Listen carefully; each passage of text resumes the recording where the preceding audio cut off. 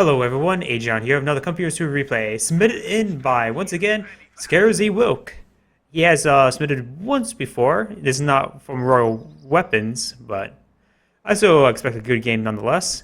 And his teammate is, once again, I believe the same teammate, Wojxar, or how you actually properly say that.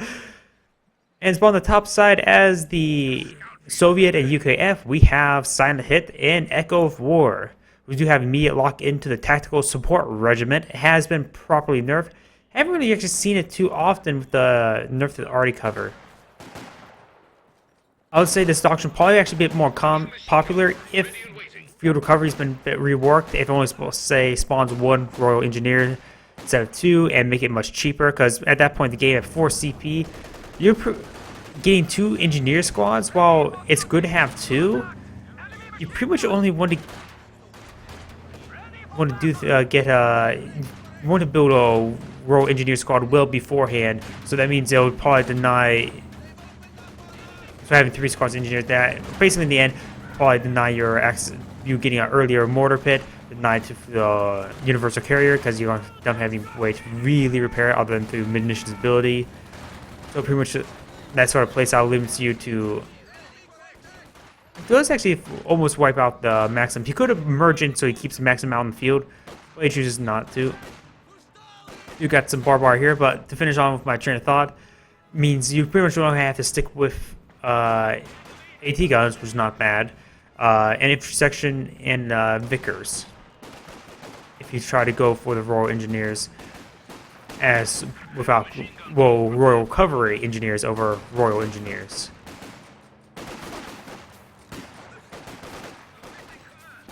We got these intersection. They most likely get forced back. I assume the Wojxar will win out. The intersection will has sustained quite a bit of damage. You got Storm Pioneers in this building. Just try to be defensive. Make sure he maintains that fuel line. You have Vickers out and a Royal Engineer, quite common. You most likely will build mortar pits, say right around here. That is a very potent spot, because it can reach over this point and this point. You got dual Maxims out on the field, looks like. Yes, we do. And 1 squad of conscripts, because he built one while the building was being built.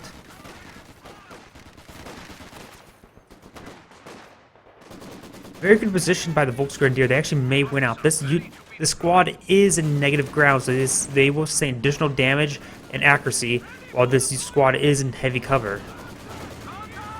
But a very big push forward to go and straight the cutoff. He will actually probably re-secure the cutoff. However, he will probably be forced back because of their suppressed state. We got Storm Pioneers laying into the conscripts at point blank. There's only one window here for the conscripts to defend themselves, so they can't really defend themselves versus these Storm Pioneers. He's going to move in the Maxim, but he could just start dancing around.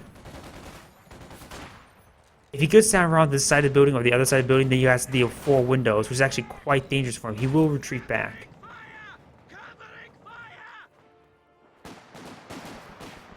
We got to push forward by these dual squads and infantry sections. Of course, the intersection do only have 25% moving accuracy, while pretty much almost all other units have 50%. Looks like these intersections will get forced back thanks to the just overwhelming firepower here. Doing a soft retreat for some odd reason. He's trying to lure them to the Vickers. That's why he's doing a soft retreat. He will lure one of these squads, and perhaps he's going to hit the Storm Pioneer squad first. Now you should focus on this Volk squad, which he is. He most likely will be able to defend out against that squad, so very good micro. But there's another squad here for flank, so most likely this squad will get forced back. Actually, the Storm Pioneers did manage to stand back up in the middle of combat. Got suppression down on this squad. Oh, that is some other reason I thought that was Maxim. Pressing that down. This squad has sustained a huge amount of damage. We'll get one model down. He could lose that squad entirely to the combat engineers. We got the Maxim facing the wrong direction, so these Storm Pioneers will do quite a bit of damage, plus this squad is very low in health. He may actually just wipe the squad entirely. He will in fact wipe the squad entirely.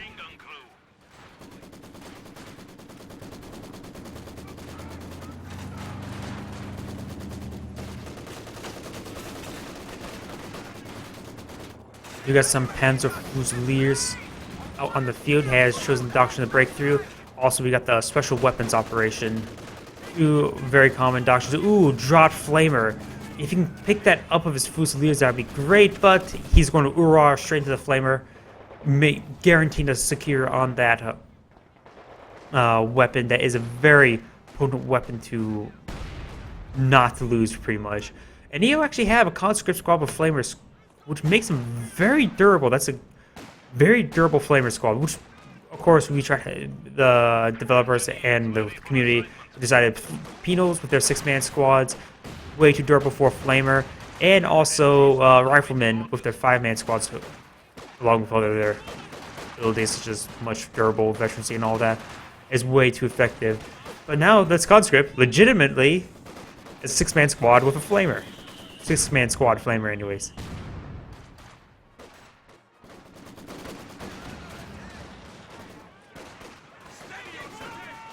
We may see, yeah, we do see Incendiary Grenade. We'll get out nice, timely manner. Number of Fusiliers. This Panzer Fusilier will go in for a nice flank. It is upgraded with G43. He's actually going for a very far flank because he's just going to allow his teammate get that squad down. Very nice teamwork. This VP is an allied control. However, this fuel is still an Axis control, but with nothing defended. But their opponents are not pushing forward that direction. Some of our squads have actually retreated back to base. Looks like healing up. Do got looks out on the field. We also got the medical HQ in the center. So in fact, the squads that retreat back over here looks like will get automatically healed. Very good placement to allow both teammates to get healed.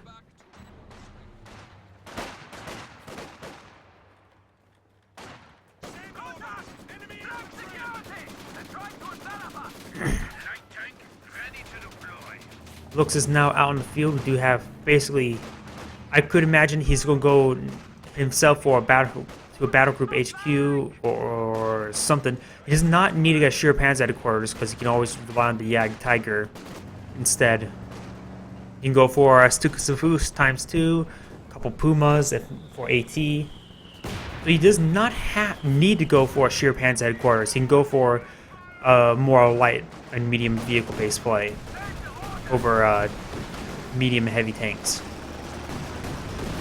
You got the Maxim covering the Fusiliers, well, covering the conscripts will suppress down the Fusiliers.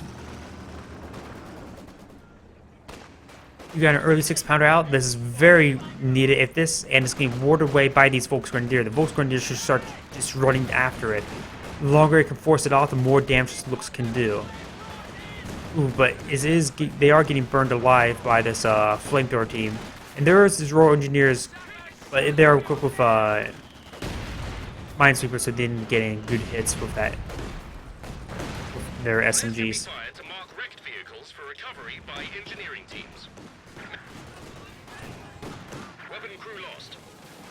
Looks like, ooh, this was definitely the building with the Vickers. It must have gone down by an infiltration grenade. Yeah, we see the infiltration grenades on cooldown. You got the 6-pounder off. I just can't speak today. The garrison decrewed, and we do have a drop in with the air resupply operations. So we will see, of course, a med kit. You could go ahead and just pick that up with the conscripts if they're communicating with each other. Also, the 6-pounder is very necessary. We'll start to heal these squads up. I believe does area heal also to affect nearby units. However, since they're in combat, that does not really matter. Do got Zist out in the field and Oberstolzen by the opposing team. Was that a squad wipe?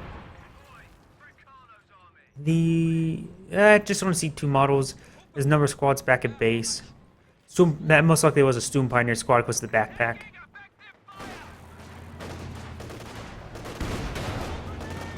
We do got the Zist hitting the Kubelwagen. Most likely actually will get away. Nice infiltration grenades do a significant amount of damage. Paul should pull that back to get it healed up. There are medics out, so he doesn't have to worry about not having them. Once again, 6-pounder does get decrewed. He could go ahead and throw Incendiary on top of the mortar pit. Once it Preferably when it gets off a brace. Brace it does have another. Actually, looks like just recently popped. Looks is still around here. There is this, but is very low in health. Remember, so that can be very vulnerable to the looks. Actually, there are not AT grenades, and he's going to. In order to save his mortar, he's going to take some model losses so he can repair it up. This one will stay in the flame because the flames are over here. This one will not be affected because it's along the left side. He may be able to save it. Yeah, the flames does die off.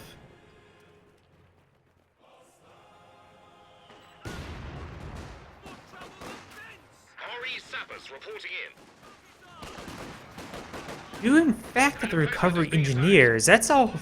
Way too many engineers. He could have easily teched up to company command posts. He could have easily got 5-man squads. Instead, it makes your squad so much more potent if you plan to go for mass engineers. I just really disagree on that play of calling the recovery engineers. We'll lose that squad autonomies. That's actually quite important. And I was saying before, if you would not go for those Royal Engineers, but of course you did with the mortar pit, and just hold off to get the recovery engineers, that could be a good alternative. Of course, recovery engineers, they can salvage vehicles, but that's pretty much all the additional aspects. They can't deploy any sort of structure like the mortar pit. I don't think they can even deploy mines, so don't quote me on that. But I know they can't deploy mortar pits, Bofors, or 17-pounders. So everybody should have 17-pounders. Wagen will get nailed by an AT gun. There are two 6-pounders here, and they're lining up. One of them is lined up for a very potent shot. The other one's just now lining up for a fire. Rolls a miss. Oh, but does get hit. That miss was actually quite important.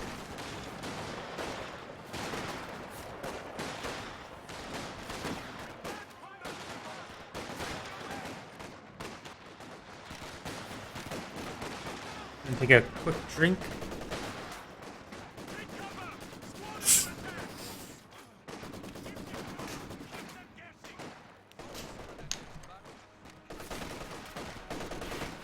Wojxar is now out. Did you have the MG34? It's sort of surprising because if you see infrared STG-44s, it's usually my thing, make you as much use as possible of the doctrine. But of course, I think MG34s are a bit better on this map. Ooh, we'll get that squad. What I'm saying is they probably are a bit better. They have better long-range damage, if I remember correctly. But the infrared STG-44s do work better versus units in cover, since they ignore the received accuracy bonus. However, they don't ignore the heavy cover received damage bonus. Which, if his opponent goes for, if there's going to be a lot of craters in late game, the infrared STG-44s would be much better.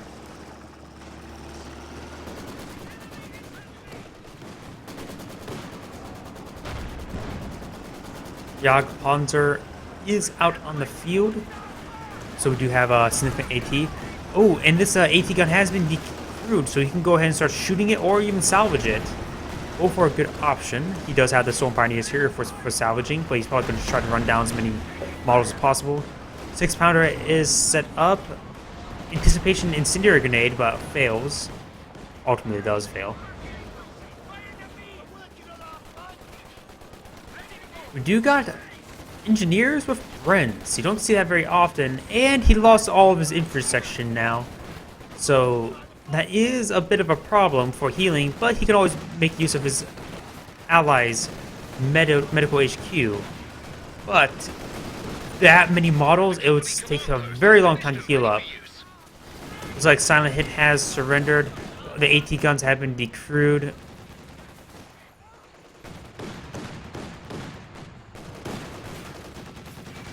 We'll probably see shortly Echo of War will surrender. You can't really fight a 2v1. And it looks like he has surrendered. This is Agion saying thank you for watching and signing off.